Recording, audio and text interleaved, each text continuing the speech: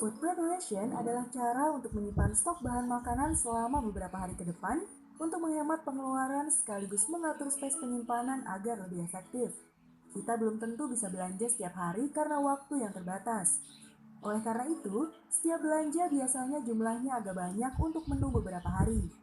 Food preparation dapat membantu mengatur penyimpanan bahan makanan agar tersimpan dengan baik dengan kualitas yang tetap bagus. Setelah belanja, bahan makan bisa dipisah sesuai jenisnya. Misalnya sayur, protein nabati, protein hewani, dan buah. Semuanya dicuci bersih, kemudian dikeringkan dan dimasukkan ke wadah yang terpisah. Untuk protein hewani, pastikan sudah dicuci bersih dari sisa darah dan bau amis. Wadah-wadah bisa disusun di dalam kulkas agar rapi dan mudah diambil saat dibutuhkan. Melakukan food preparation selain bagian dari upaya menghemat pengeluaran, juga menghemat waktu memasak dan menghemat tenaga loh. Kakeibo adalah teknik mengatur uang yang pada dasarnya mencatat setiap detail pengeluaran rumah tangga.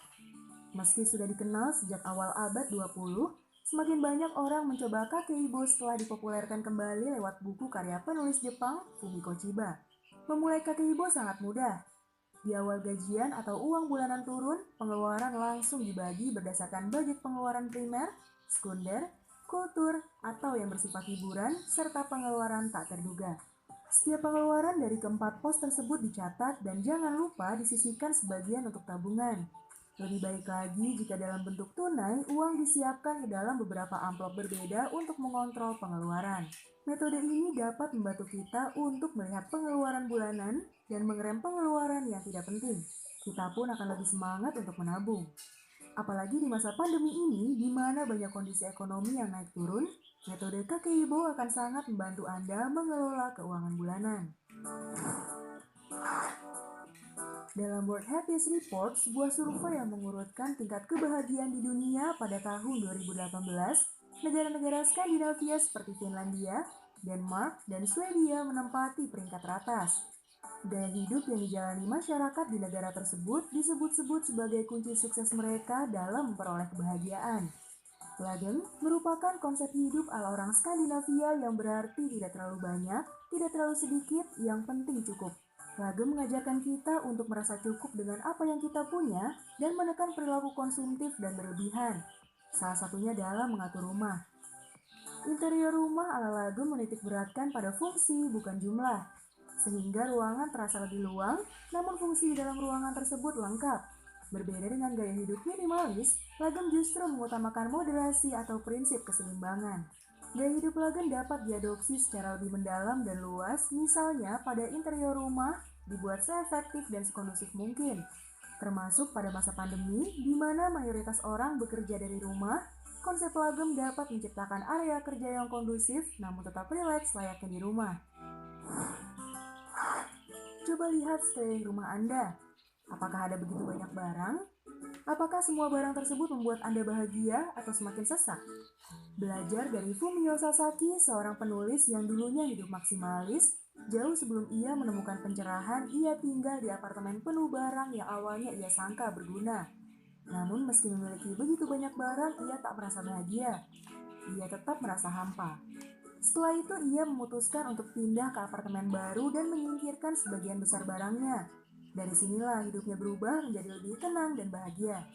Dalam buku Goodbye Things karyanya, Sasaki mengajak pembaca untuk memikirkan hidup minimalis. Dengan mengubah mindset, kita jadi terhindar dari pola hidup konsumtif yang dapat menguasai keuangan kita, apalagi dalam masa pandemi ini. Pola hidup minimalis mengajarkan kita untuk memiliki barang sesedikit mungkin untuk menjaga kerapian tanpa kehilangan fungsi. Misalkan tidak memiliki banyak baju, berarti lebih sedikit waktu untuk mencuci, menyetrika, dan menyimpan. Sedikit furnitur berarti lebih banyak area luang untuk digunakan berbagai fungsi. Pandemi memberi kita waktu lebih banyak berdiam diri di rumah. Saat itulah kita baru menyadari ada banyak barang menumpuk di rumah kita yang mungkin kita lupa kapan membelinya atau kapan terakhir kali kita pakai. Pusing bagaimana merapikannya? Metode KonMari ala Marie Kondo bisa membantu rumah Anda jadi rapi dan nyaman kembali. Dalam bukunya, Marie Kondo menjelaskan bahwa metode KonMari ini mengajarkan semua orang untuk memisahkan barang yang sudah tidak terpakai dan menyimpan kembali barang yang memiliki manfaat.